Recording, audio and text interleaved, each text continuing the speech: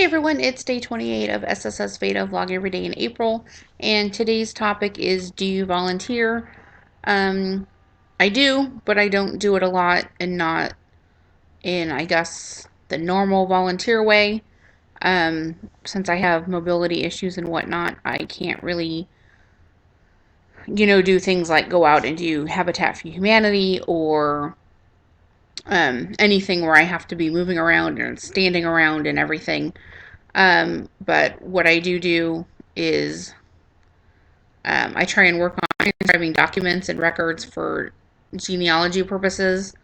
Everything you can find on Ancestry.com or FamilySearch.org or whatever, other those types of websites that you can use.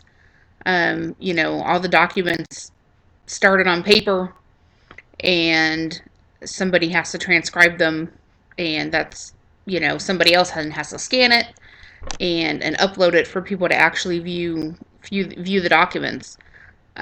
So like the 1950 census doesn't even get released to the public until 2022. They are only released the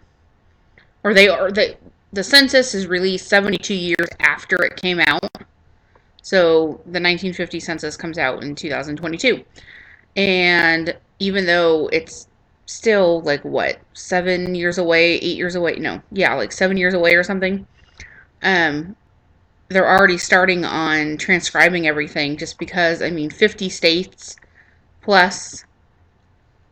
And I think for that, it's just counting the United States Census. I don't think it counts for other countries. I'm not sure when Canada or anybody else's, how often theirs comes out.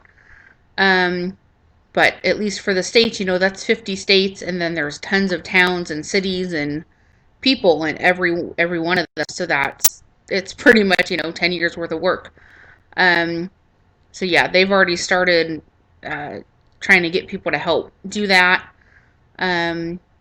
Sometimes they're a little hard to transcribe. I haven't started yet working with the 1950 ones, but I've done others for like military records and stuff like that, just a little bit.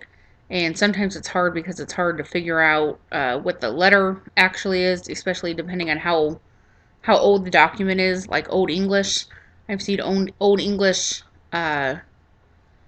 papers for ancestors, from the 1700s, and it's, they have those ink pens and they get blotches, and it's really hard to figure out, like, unless I know, like, if I was just reading it because I didn't know what name I was looking for, it would be even harder to figure out what it says. So I can pretty much make out my ancestor's name, and then everything else is it's just like a huge guess. But anyways, so yeah. So if you're interested in doing something like that, I'll link to the 2 places below that I've connected with for that. And that's it for today. And yeah, and I'm still working on my big genealogy DNA thing. And if you asked a question, I'm gonna talk about it, like I said in that video. Okay, see you later. Bye.